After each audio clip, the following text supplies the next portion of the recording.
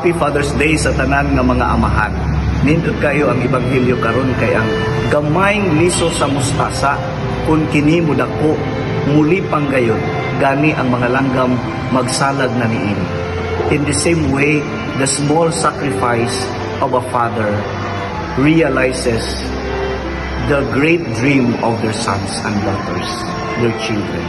Mga igsoon, dili nato ibaliwala ang mga sakripisyo sa amahan kay mao kini ang maghatag og katumanan sa mga pangandoy sa anak. Pagkanindot sa atong bation ang sakripisyo sa atong amahan. Kung hinaot unta sa tanan nga mga amahan, magpadayon kamo sa inyong tahas o misyon alang sa kaayuhan sa tibuok nga banay. Happy Father's Day kaninyong anak.